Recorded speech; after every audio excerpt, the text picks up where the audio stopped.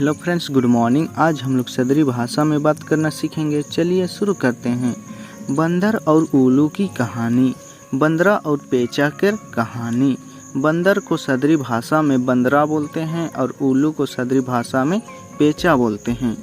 एक वृक्ष पर एक उल्लू रहता था। एक ठू गाछ में एक पेचा रहत रहे। उल्लू को दिन में दिखाई नहीं पड़ता, पेचा के दिन में नी दिसेला, इसलिए वह दिन भर घोंसले में छिपा रहता है।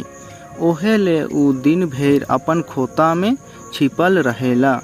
और जब रात होती है और जे खान राती होवेला तो वे शिकार के लिए बाहर निकलते हैं। तो वो शिकार के लागिन बाहर निकलेला। गर्मी के दिन थे, रौद के सीजन रहे। दोपहर का समय, दोपहर के समय आकाश में सूर्य आग के गोले की तरह चमक रहा था। बदरी में सूरज आग के गोली लेखन चमकात रहे। बड़े जोरों को गर्मी पड़ रही थी और बड़ी जोर से रौद पड़त रहे। कहीं से एक बंदर आया, कने से एक ठू बंदर आलक और वृक्ष की डाल पर बैठकर बोला और गाछ के डायर में बैठकर कहलक, ओह बड़ी भीषण गर्मी है, ओह ढेर गर्मी आहे। आकाश में सूर्य आग के गोले की तरह चमक रहा है। बदरी में सूरज आग के गोली के लेखन चमका थे। बंदर की बात उल्लू के भी कानों में पड़ी। बंदरा के बात ठू उल्लू के कान में भी पड़लक। वह बोल उठा, ऊ बोल के उठलक, क्या कह रहे हो? का कहा थीस? सूर्य चमक रहा है, सूरज चमका थे। बिल्कुल झूठ, तो बिल्कुल झूठ कहा थीस। चंद्रमा के चमकने की बात कहते तो मान भी लेता, चांद के चमके की बात कहते तो मान भी लेतो।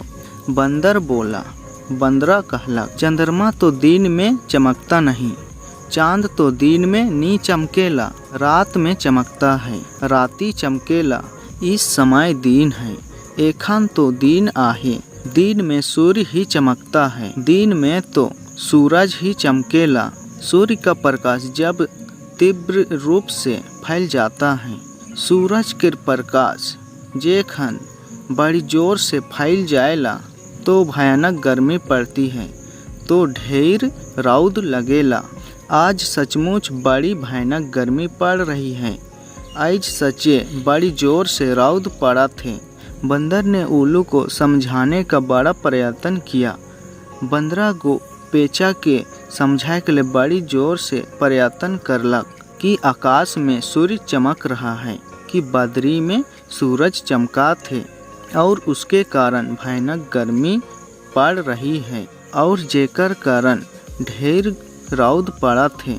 पर उल्लू अपनी बात पर अड़ा रहा, लेकिन पेचा ठू अपन बात में अड़ल रहलक। बंदर के अधिक समझाने पर भी वह यही कहता रहा। बंदरा के ढेर समझाए तक भी वो यह कहते रहलक कि ना तो सूर्य है, ना तो सूरज आहे, ना सूर्य का प्रकाश है, ना तो सूरज के प्रकाश आहे, और ना गर्मी पड़ रही है और नी रौद पड़ा थे।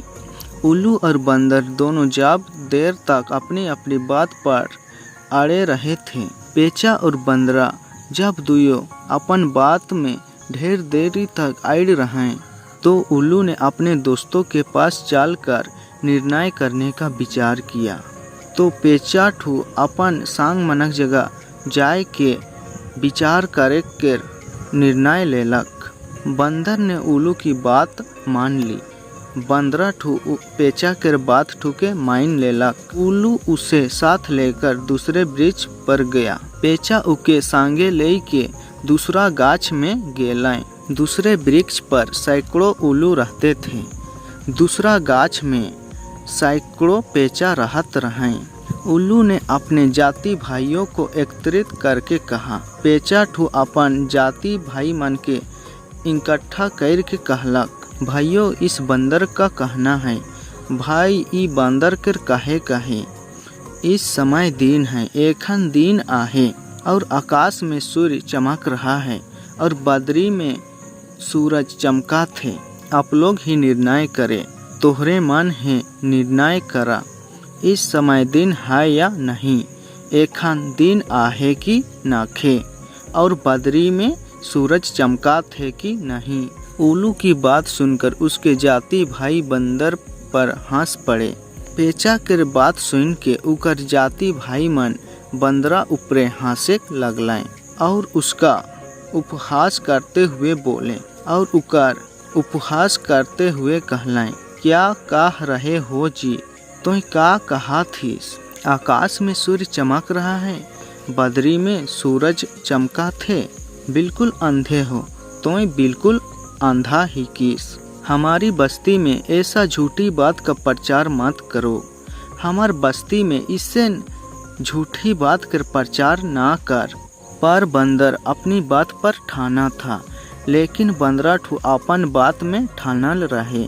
बंदर की बात सुनकर सभी उल्लू कुपित हो उठे। बंदरा के बात सुन के सब उल्लू कुपित हो उठलाएं और बंदर को मारने के लिए झपट पड़े और बंदरा के मारे के लागिन झपेट उठलाएं। बंदर प्राण बचा कर भाग चला और बंदरा ठो जान बचाए के भाग गेला। कुशल था कि दिन होने के कारण उल्लुओं को दिखाई नहीं पड़ रहा था।